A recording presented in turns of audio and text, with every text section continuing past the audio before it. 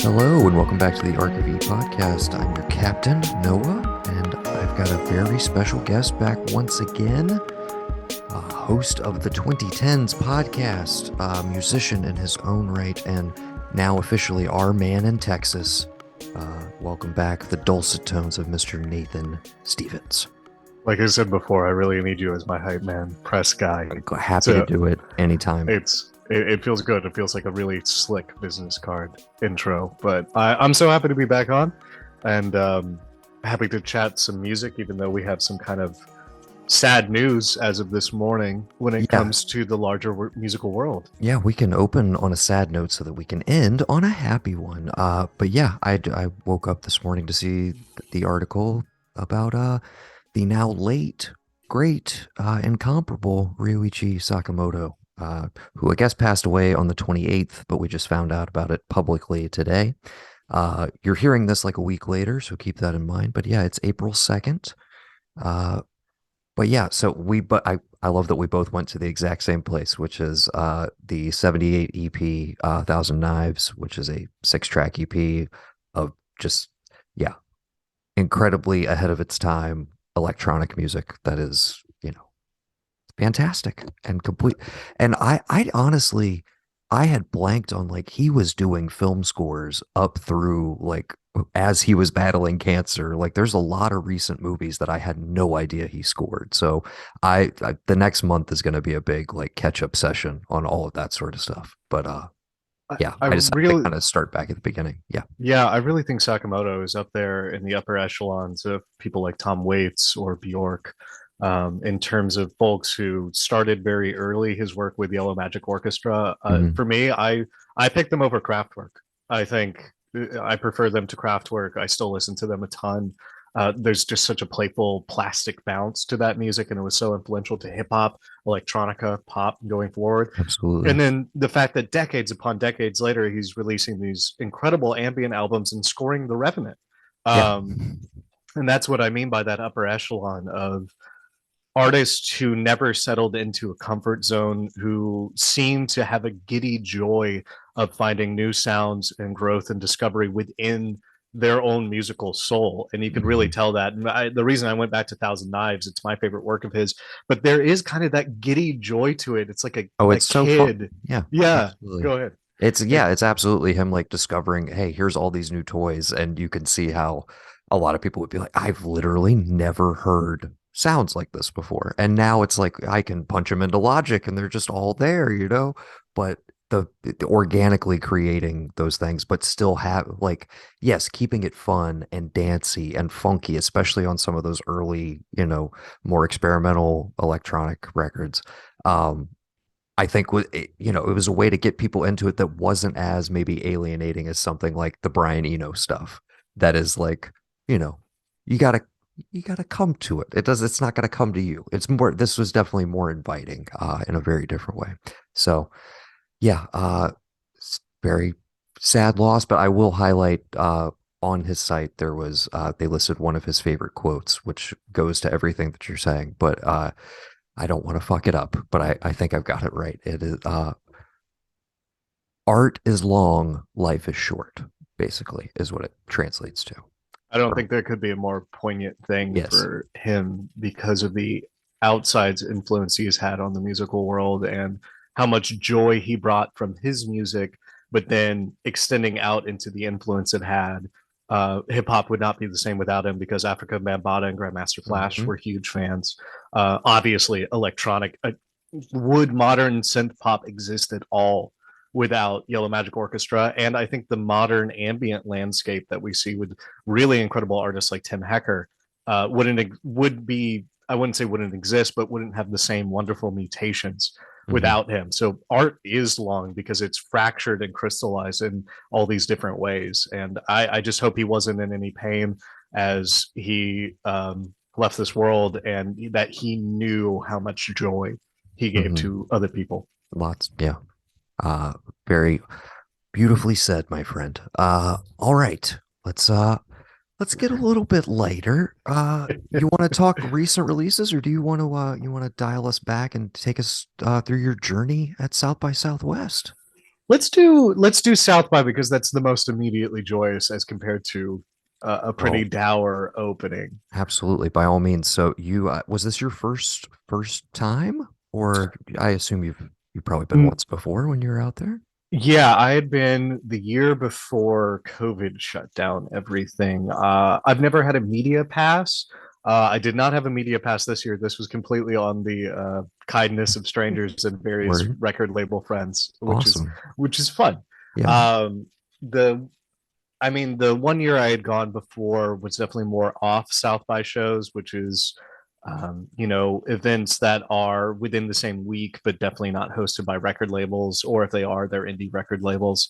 The record label that I've released on, Digital Hot Dogs, had a showcase that was, completely free at somebody's house, those sorts of things. The only like really serious thing I did was I went to the Aussie showcase and I interviewed Kieran J. Callanan, who is a pop absurdist who I really Okay. enjoy, and a delightful person. We went behind this very chic bar into this weird little swampland behind it and sat on two stumps and had Okay. an interview, and it was amazing. He's so nice. That sounds awesome.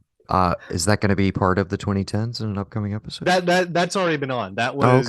This was 2019, so this was as we were doing the end of the decade coverage, and Gotcha, gotcha, gotcha. his not his debut record, but the record that had come out in 2018, I believe, was the center of um, that showcase, and it ended up of that interview. And again, just an absolutely delightful person. If anybody is into uh, comically pastiche parodies of pop but still has hooks like Ween or Clarence Clarity, really need to look into Kieran J. Callanan. So All right. that was my first experience with South by Southwest. This one was a little different. I was moving out of South Carolina. And I should note, because this will go out late enough that it will be fine for me to say this. By the time this goes out, I will be the morning edition producer for the NPR station in Austin. You got the job. I got the Congratulations, job, sir. Hell which yeah. is nuts. I did not That's think I awesome, was dude. going to get the job. But all that to say, I was in the interview process for that. I knew I was coming back to Texas to help out with some family stuff. And so I went on an 18-hour drive over 2 days with my mom and my cat, Hmm. back to Houston, where I'm originally from, rested for the majority of the week, and then ended up going to Austin for about half of South by. I was not up there Monday because that would have been an immediate 3 hour drive turnaround after Oh, 18. geez. Yeah. So should I just go through chronologically? Do you want me to hit highlights of bands? Because I have about 7 or 8 artists, but there are some ancillary stories that kind of connect them together. However you want to approach it, Okay. sir. I'm sure this is going to be a laundry list of a lot of bands and artists I have never heard of before. So Well, be as there's detailed some. as you'd like to be, and I will be taking notes on my phone in the background. Yes, if everybody could get out your pen and paper. Yes. Uh, so the first showcase I went to was the Stereo Gum Showcase, my personal favorite online website for music writing, criticism, and discovery. Um, I am a well-known-ish commentator on Stereo Gum, so the owners kind of knew me through as a commenter, and I Hmm. ended up meeting the two founders, Scott and Oh, very Chris, cool. who are delights. Scott gave me some drink tickets, and me and Chris ended up talking a very long time about his ongoing project to kind of document the boom of 90s indie rock around, not including Nirvana, but around Nirvana in terms of bands that were on like Merge and Drag City and stuff like Great. that. He's a wonderful resource to go to. He's just an encyclopedia of knowledge on that. And going towards that, I mean, they just had some incredible bands there. I went to the Stereo Gum Showcase a couple of years ago before COVID shut everything down. I think this year was even better. The first group I saw, fittingly, was a group I had never heard and absolutely blew me away. Hyper pop act, Frost Children. Um, Frost Children. Okay. Obnoxious, over the top, hyper catchy, but I think, if you're into 100 gex but you want a little bit more musicianship, and that's not a diss on 100 gex. 100 gex are doing what they're doing. Frost Children, though, are both multi-instrumentalists. They're siblings, and they brought with them a drummer. Their name's Eden, who I ended up hanging out with, who is another just absolute delight, just a cheery smile on their face at all times. And I think having a live drummer to add to studio electronic music just brings so much oomph and punch to Mm-hmm. it. People were screaming along, people were dancing. There was a mini mosh pit. Their new record will be out, I believe, in a month or two. I really think that this ongoing hyperpop movement that people like Charlie XCX have really imbibes in is only growing, and I think Frost Children are going to be a very punky offshoot of it. That was the first band I saw, which was a great Great foretelling of fate. bar setter. Yes. Yeah, because I was like, never seen these guys before. Yeah. I then saw Austin Hometown Heroes Portrayal of Guilt, who are one of the most brutal screamo Is that hardcore. is that all one name? And can we slow that down one more time? Portrayal of Guilt.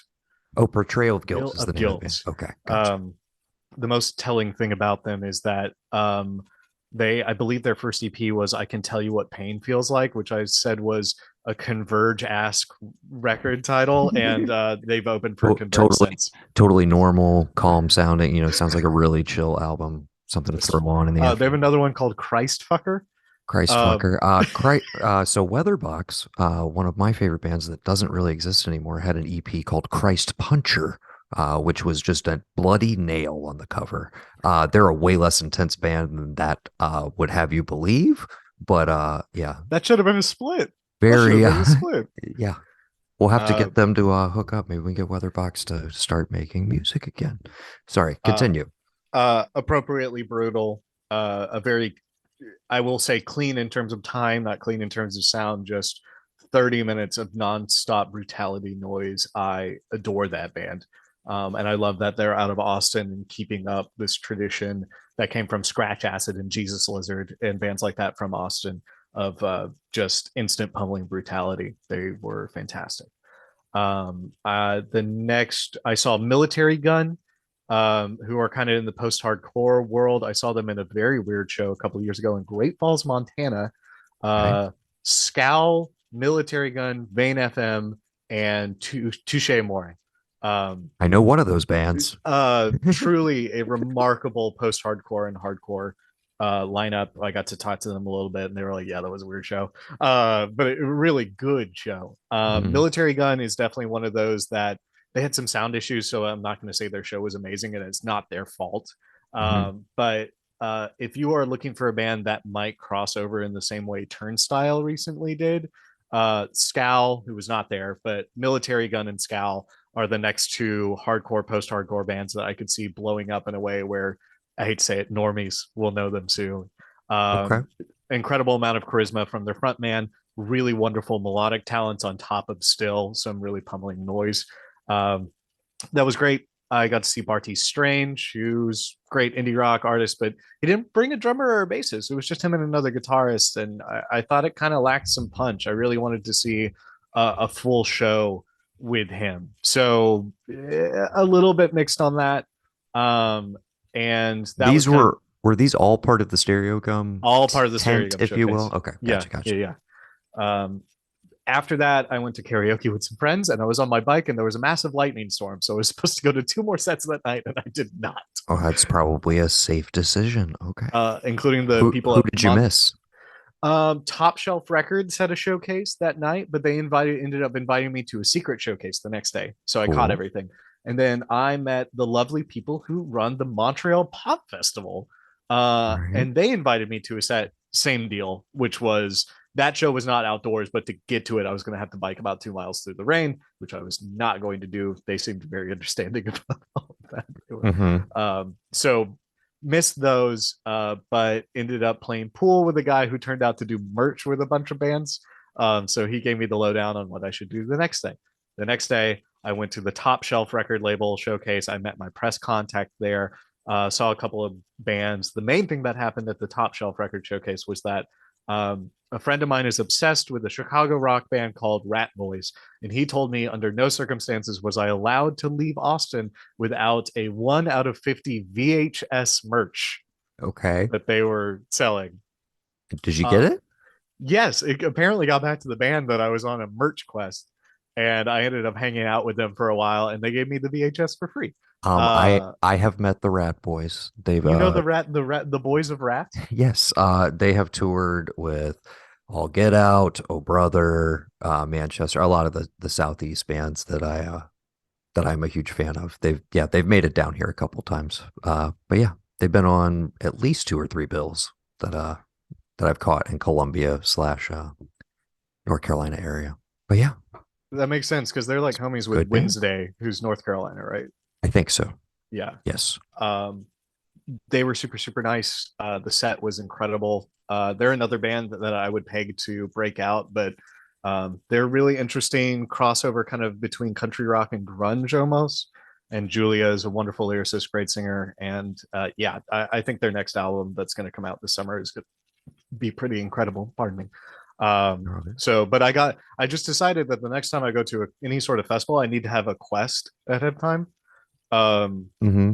I met two people because I didn't go through my drink tickets and I just handed them to them and at the Stereo Gum showcase, and then I ran into them at the Top Shelf record label showcase, and they were like, "Think of all the XP you're gonna get from this. Right. Just you're gonna level up from this merch quest." Dude, absolutely. And this is such a good little indie movie. Like guy guy is solo at a festival Yeah, and on a has merch to quest yeah, for a has to figure it out. VHS. Mm-hmm. Um, Top Or he's Shelf go go ahead. yeah, Top Shelf in between.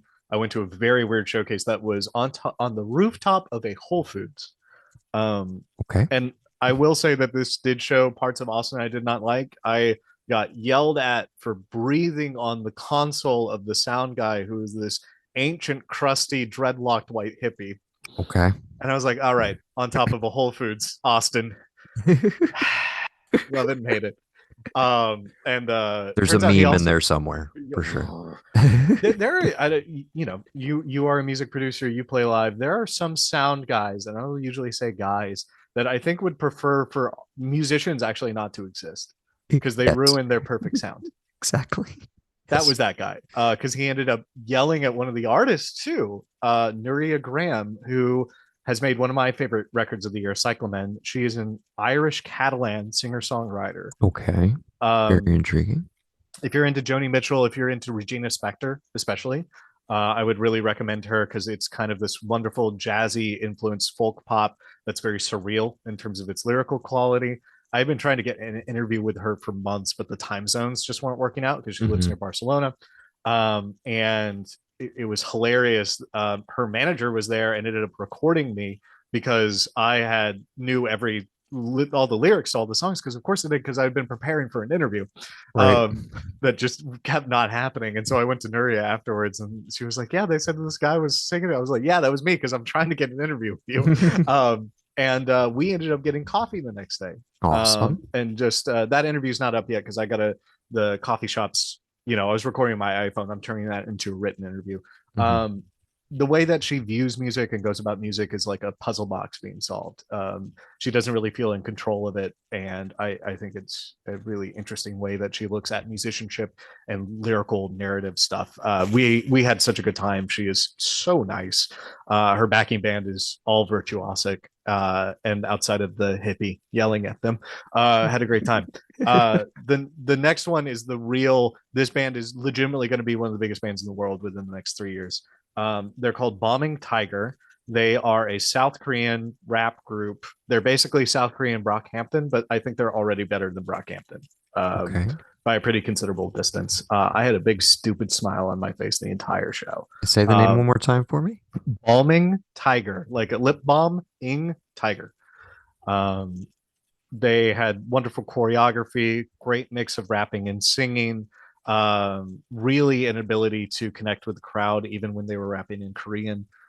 This is a band that's already worked with BTS. So, I mean, in their part of the world, they're already huge, but Hmm. considering the K pop wave that has really reached the United States, UK, English speaking press, this band has not done anything outside of a mixtape and a couple of singles so far.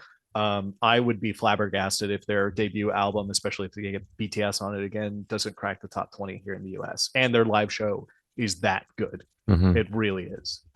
So that's like Halloween that's the Tiger. ultimate insider pick of like, if you want to sound real fucking cool ahead of time.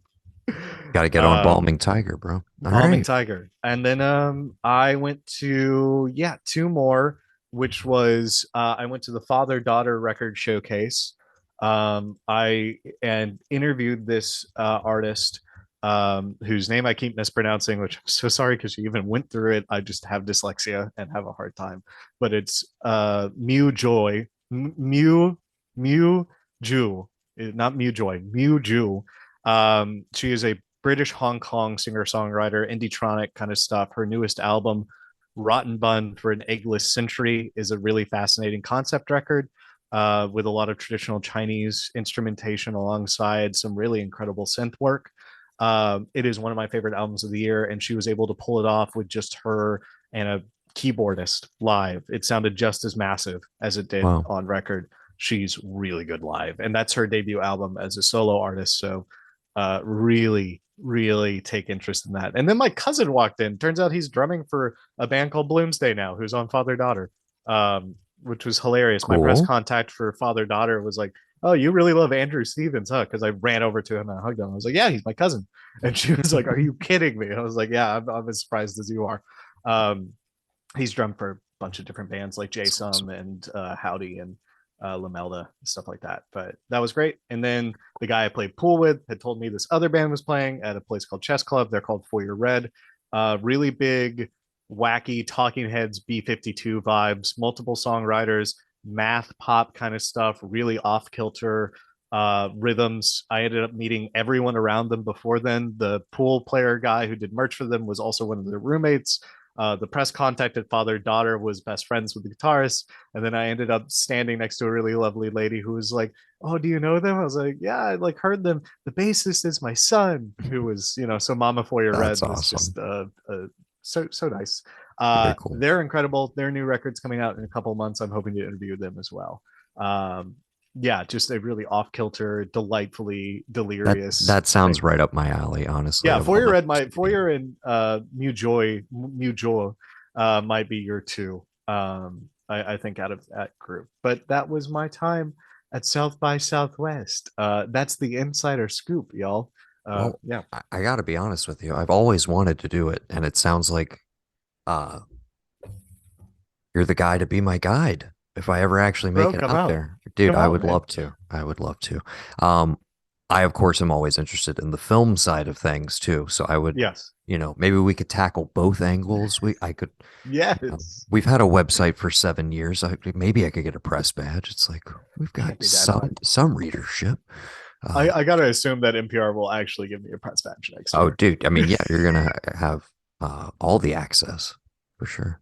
What is your general take on things like South by Southwest in terms of festivals, artists playing condensed sets? There's also been a lot of talk about artists not getting paid enough to play these sorts of things. Where do you view it as somebody who enjoys film and music and might be coming at it from multiple angles rather than one angle, like some other artists? I think there's like for the longest time they felt so distant, like, oh, this is an industry thing. Like, especially South by always felt to me like, oh, it's kind of, there's aspects of community there, but it was like it's a hype bed essentially. Like Yeah. this is where you're gonna find out about the next big movie. And the film side kind of like slowly grew up. There I still don't feel like they're on the level of a Sundance or Toronto or even Tribeca or something like that in terms of breaking like new talent or anything like that. But every once in a while there's a movie that's like plugged into we got to go to South by. I'm pretty sure Everything Everywhere All at Once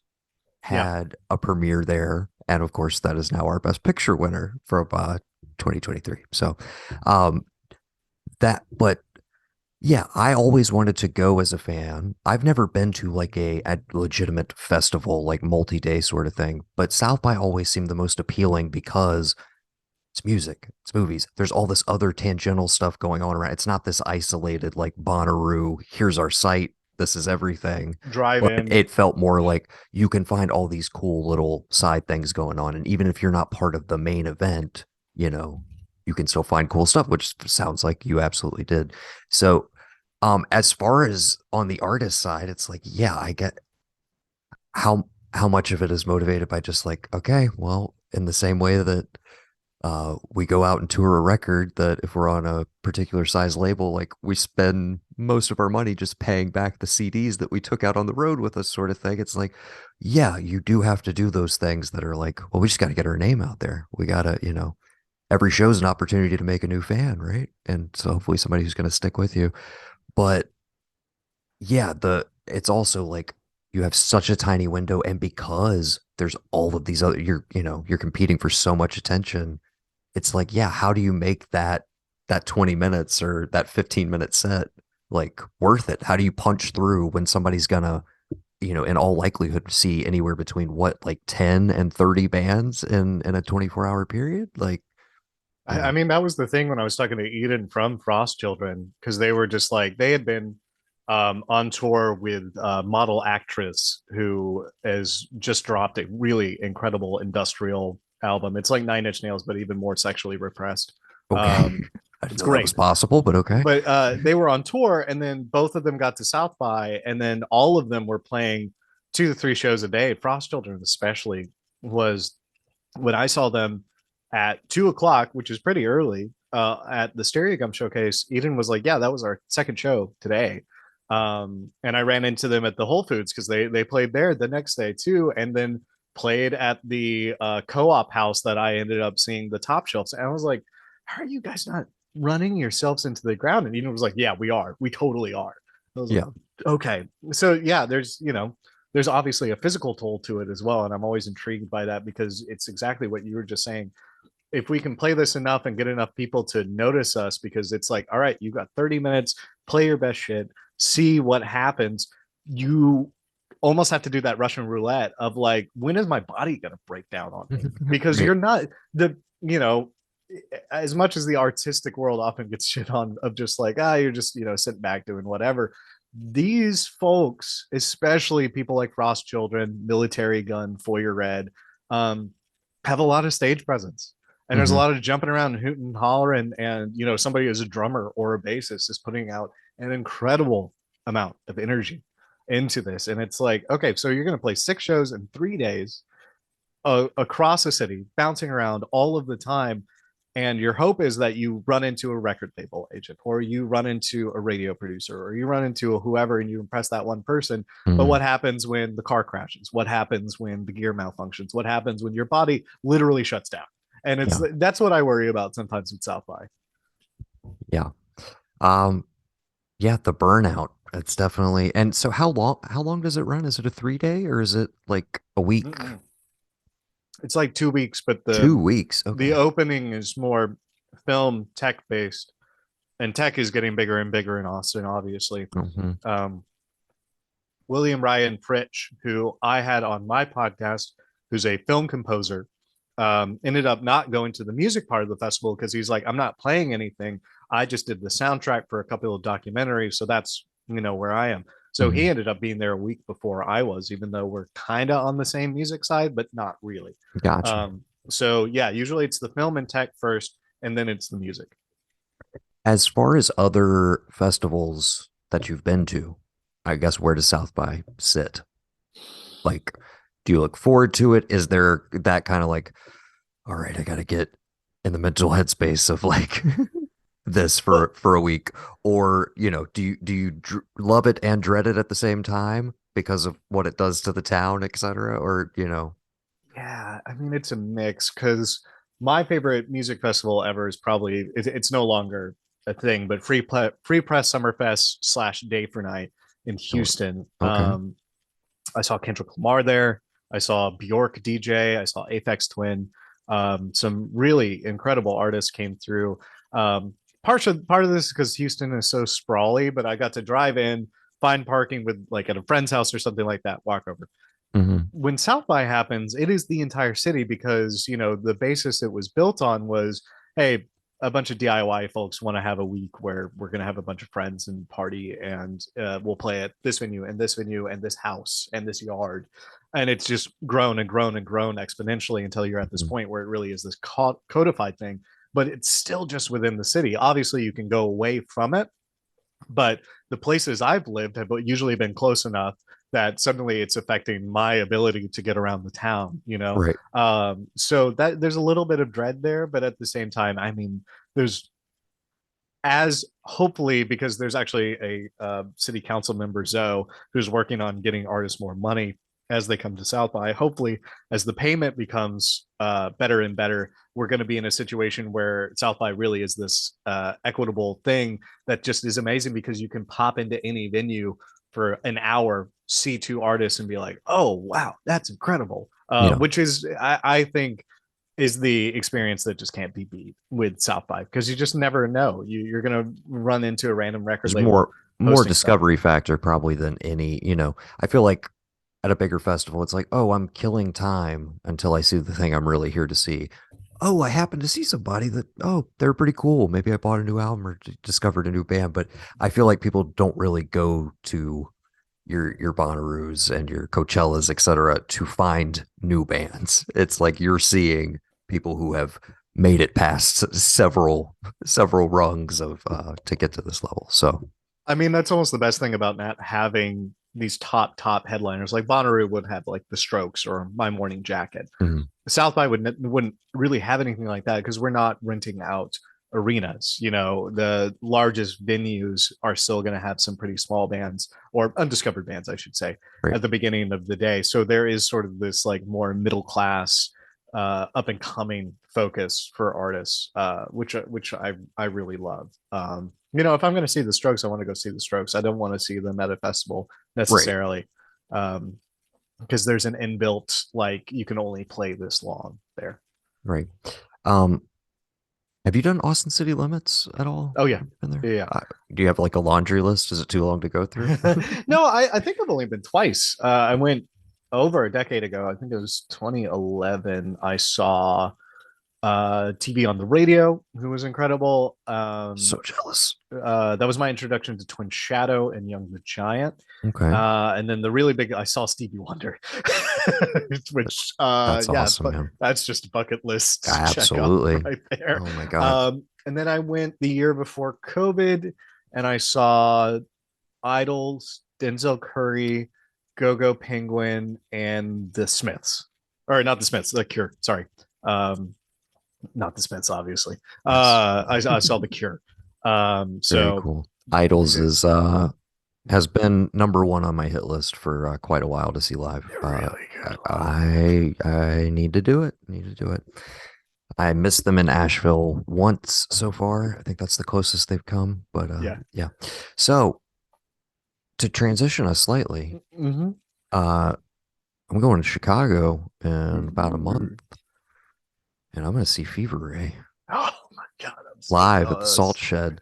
I'm very excited about it. Uh, you sent me a list of albums, Mm-hmm. your Q1 of 2023 records that you like. Yeah. Mine is much shorter, my friend, because I'll be honest, I have not listened to much else other than Radical Romantics. It is you literally all I care about right now. when I came to your house, you had it playing on your TV. The Well, singles, the album wasn't even out well, yet. yeah, it was, I think just Candy and Carbon Dioxide were out, but I was like, dude, have you heard this yet? And you're like, oh yeah, it's good, right? I was like, yeah, pretty excited. And I mean, we made an event of it when it dropped. Waited till midnight, listened to the whole thing all the way through.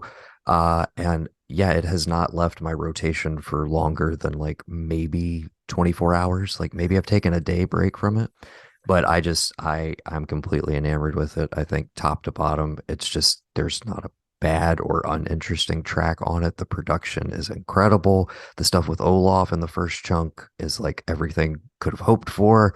Uh, the two Trent and Atticus tracks, Even It Out and North, are incredible. But my absolute favorite is the penultimate Tapping Fingers, I think, is one of that's probably it's going to be on my short list for songs of the year, but also so is Candy and Shiver and yeah, many You songs on this you record. you It's perfect to me. I absolutely love it. It's a stone cold 10 out of 10.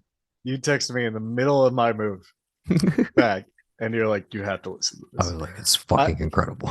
I really enjoy it so far. I'm not quite at the level you are, but I think one of the things that I want to do is I've actually never listened to the OG Fever Ray, Hmm. the first Fever Ray record, despite the fact that like all my friends in the electronic know or say it's great. And Silent Shout is an amazing, one of my favorite electronic records. So Yep. what I'm kind of planning on doing is kind of revisiting from Fever Ray's debut to all ancillary Knife and Fever Ray stuff up to this one.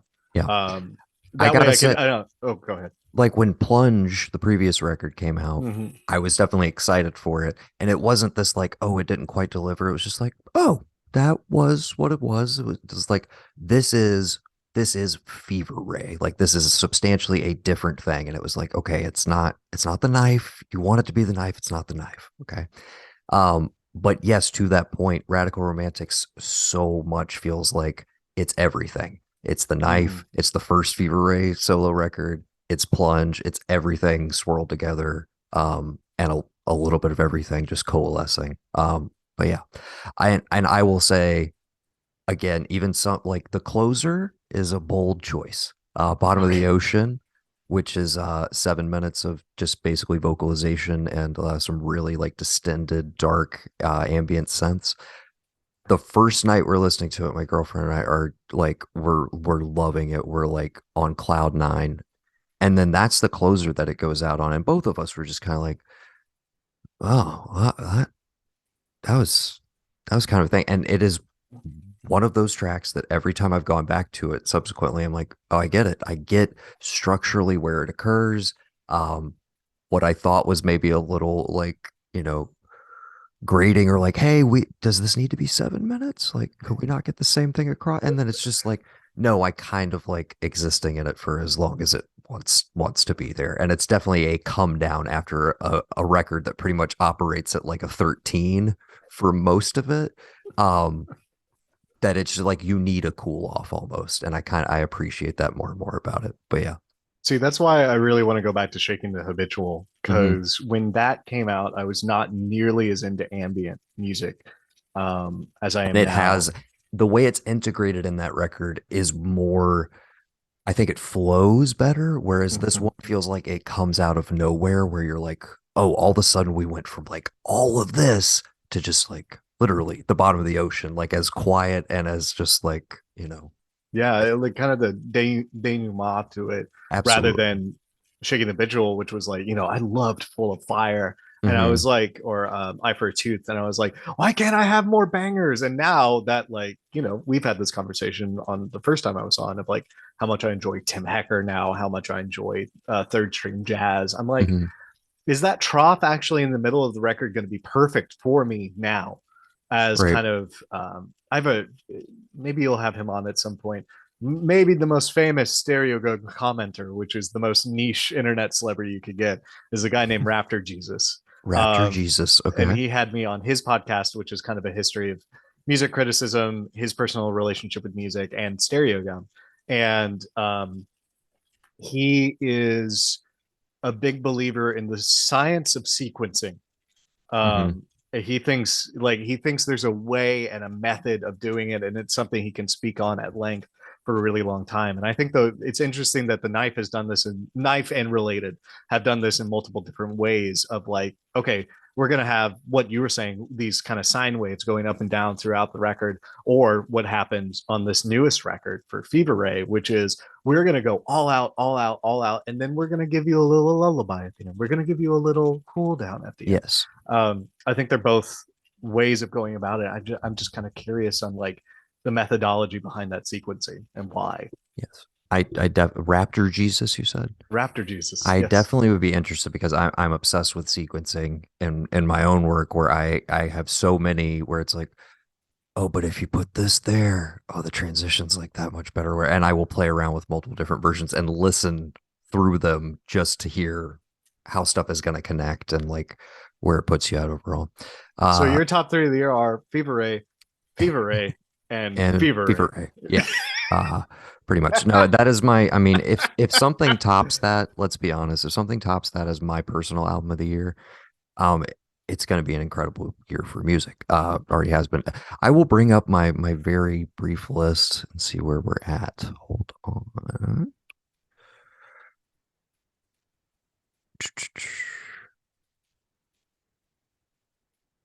Yeah, funnily enough, on my top list, I do only have the one record list. I need to find my yeah, other albums I've actually listened to. I did we talked about it on the previous episode. I did enjoy the new tennis, Hmm. Pollen. Not quite as much as the previous record. You were Uh really hyped for that, and then it seemed I like was very excited based on the singles. And yeah, not and we also had this conversation last time. It was a little bit of a more of the same sort of thing.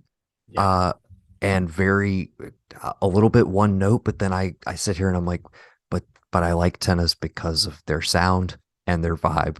And they just gave me a whole record of that again. So it's like, how upset could I actually? But I don't know what more I could have wanted from it, I guess is what I'm saying. I enjoyed Mm. it though. Uh, what else? I did check out the Caroline Polachek record. Hmm. I'm trying to grow with it. I'm trying to give it a couple more. Did we ever discuss Lil Yachty and Let's Oh no, You? I don't. Man, that could be a different podcast unto itself of just the reactions to that record. But Yes. go ahead. No, we haven't. What's your general take? I was just curious. I Like really enjoyed it.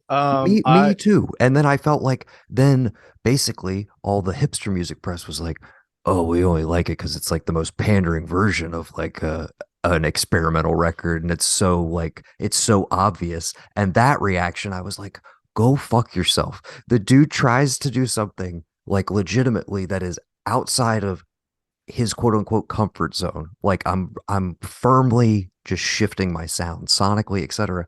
And they're just like, but it's so safe. It's so safe. And I'm just like, what? I don't give a shit. The production on that record is incredible.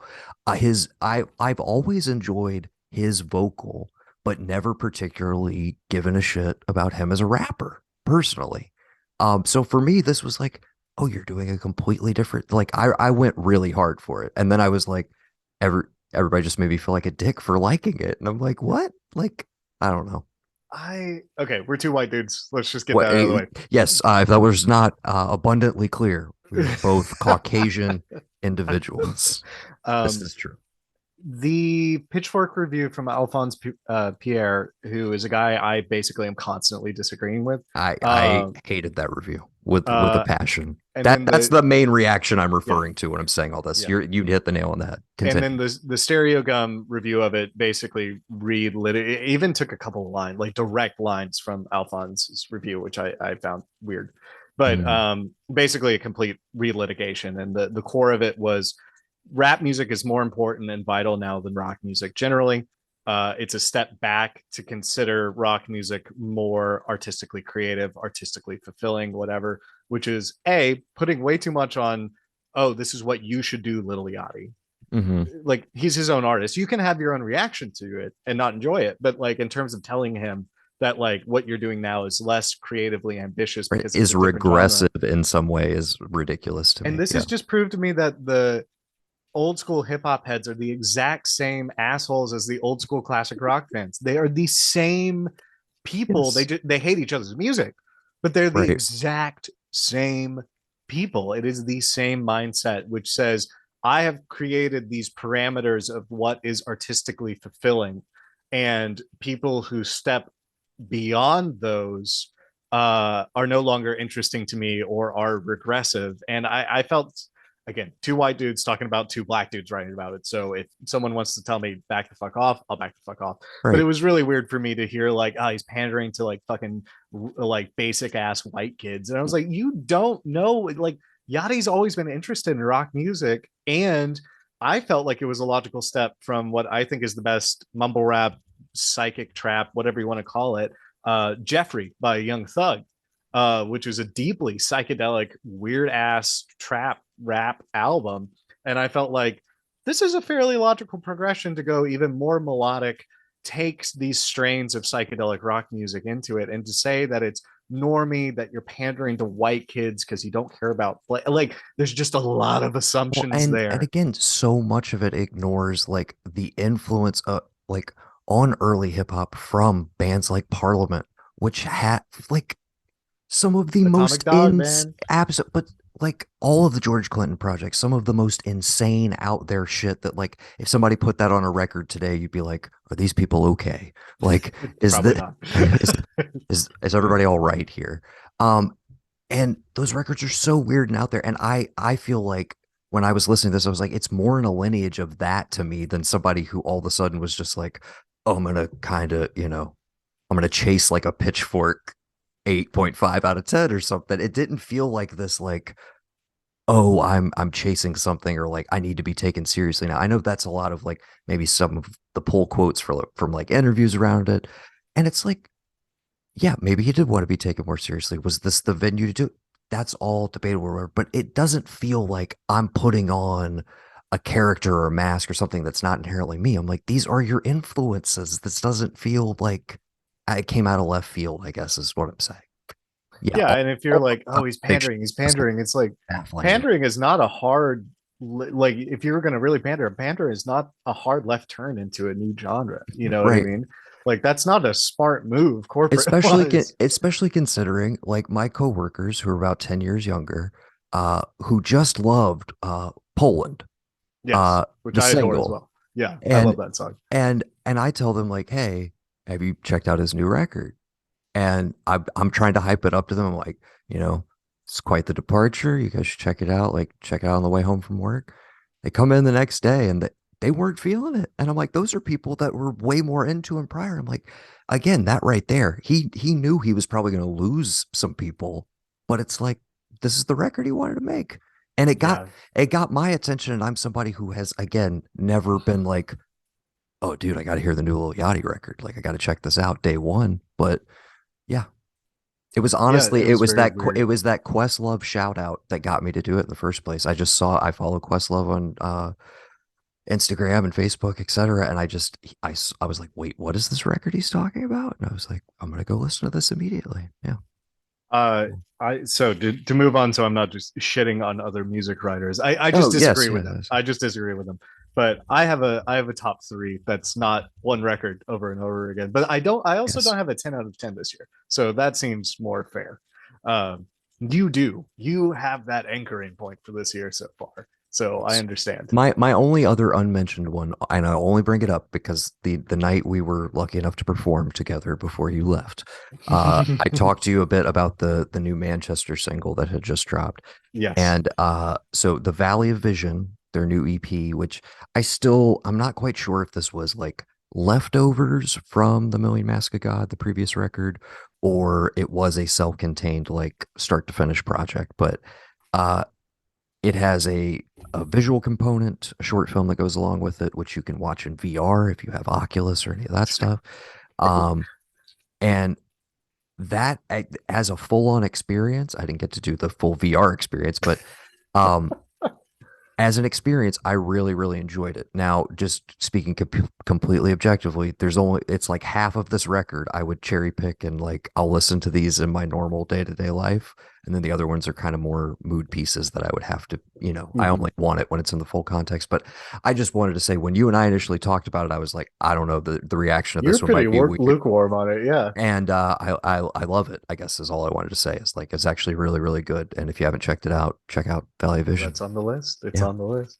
Yeah. So Um, so yeah, I will just give a shout out to two of the artists I already mentioned that I saw at South by, and part of that was the records they put out this year, which would be Moju and Nuria Graham, both fantastic records that came out this year. But in terms of three records that I don't have a South by connection to, not rehashing everything, the one that has surprised me the most, and I feel like is ruining my indie cred as obscure records only, is the new Unknown Mortal Orchestra. I think it's the best thing I they've done. haven't listened to it yet.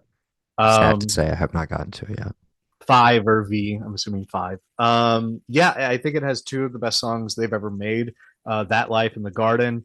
It reminds me a lot of Todd Rundgren in terms of like mid '70s, late '70s psychedelic stuff, but I don't know also if you just saw me perk up when you said yeah, Todd yeah, Rundgren, but but yeah, yeah, oh yeah.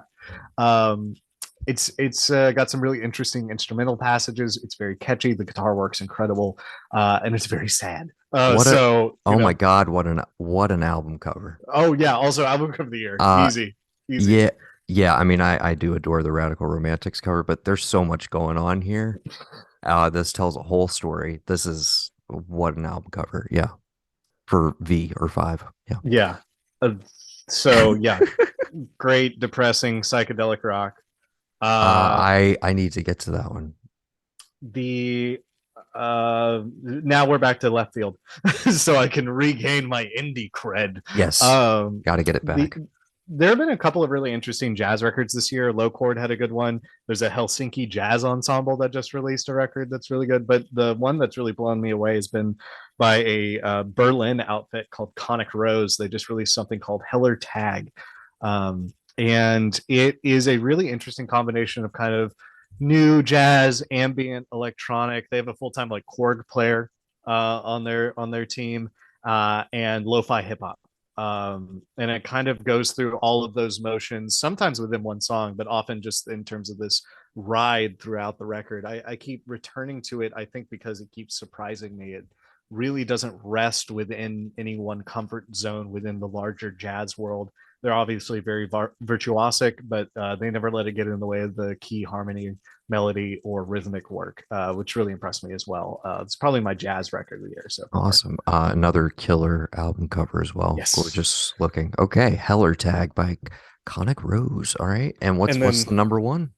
Colors of Air by Lucille and Lawrence English. I may have mentioned this on the last podcast, especially because I am becoming an ambient boy, as I've kind of mentioned before. Lawrence English is a really incredible composer out of Australia. Lucille is an ambient composer out of the Pacific Northwest who's made some fantastic albums over the year. And they came together on Colors of Air based on samples from a over century old pipe organ in Lawrence English's native Brisbane that they chopped up, recolored, and turned into a just gobsmackingly pretty album. The song Black on there, which is, I think, kind of the key and centerpiece of the album, is almost undoubtedly my song of the year. Headphones are an absolute must. I've fallen asleep to it a couple of times. I think the sequencing, as we were talking about before, is really good of this kind of tension and release because some of the songs are a little bit not grating, but dissonant, tense, and then they'll release into these songs that are much more pastoral and beautiful. And yeah, it is. The first time I heard it, I was like, "Oh, this is something different," and it's just kept up there in my album of the year. Alrighty. Yeah. Um, what's on your release radar? What is your next most anticipated? Let me see here. I have, the whole internal spreadsheet. I'm pretty excited Google. about this Clark record. Oh Somebody my God. got me into. Okay. Actually, yeah, those are Yes. I mentioned it in our preview because it's still not out. Over Mono and Clark are definitely my top two, specifically because they're doing kind of similar things. Over Mono is a little bit more club oriented. Clark is a little bit more singer oriented because he's been singing now. He's He's one of starting these to guest sing. singer. Tom York will be on there. Tom York Yeah. produced. Yeah. But man, I love everything that's come out so far. So yeah, it's Clark and really looking forward Overmono. to I it. think both of them will be very high up there on albums of the year if they continue the excellent precedent they've set on these singles. Yeah. Absolutely. So both of us listening party for Clark. Um, yeah, and maybe we'll get back together to do this again after I see Fever Ray live, and we can talk So about jealous. that and anything else that you catch in the meantime. Uh, do we hit everything? I think we Paid hit paid a everything. little tribute to Mr. Ryuichi Sakamoto, R.I.P. Yeah. We did South by. Yeah. We did some what we've been listening to and what we're recommending. Uh, yeah, thank you for doing this. Of course, it's always a delight, man. And any other, I mean, you're kind of our go-to music guy now. So if you I know you got your own podcast, but I know sometimes you like to be interviewed as opposed to doing the interviews. So um I'm oh, actually mixing my record right now. I released a nice. little, mostly demos and weird other stuff that I just I couldn't work on music for a while because of that bike crash. It's called "Who Will Destroy Charleston When I'm Gone" because of my terrible, outside of you, my terrible time in Charleston. I And love I love the title. I love the cover. That's exclusive on Bandcamp. Is that yeah, correct? yeah, I decided not to go through DistroKid for that because my more full There's length some proper singles. album is getting mixed right now, Gotcha, actually. gotcha. And then for all anybody listening in Texas, my voice will soon no longer be optional for you if you listen to public It will radio at be all. inescapable. Yes. Um, and I'll go ahead and shamelessly plug. I did not shy away from the distro kid. I dropped an album called Kaiku Woo! a week ago. Very happy with it, and then I couldn't resist. I put out an April Fool's album yesterday from when we're recording this. Of some old songs that are now properly mastered. A lot of stuff from the first year when I started making stuff. So Hell it's yeah. literally it's titled 4/1/23. So it will forever be known as the April Fool's album. But yeah, uh, just dropped that yesterday. So Right. go check those out. I'm Narc, lowercase n, capital A, capital R, capital K on all the music services. Nathan performs under the name Micajah. Please spell it for them. Micajah. Lovely. Until next time, sir. Thank you for gracing us with your presence. Thank you for inviting me. thanks to our man in Texas. Is that what we're going with? Yeah. Yeah, that's great. I Our love man that. in Texas, Mr. Nathan Stevens. Until next time, this has been the ARK of E podcast. Thank you for listening. Awesome, dude.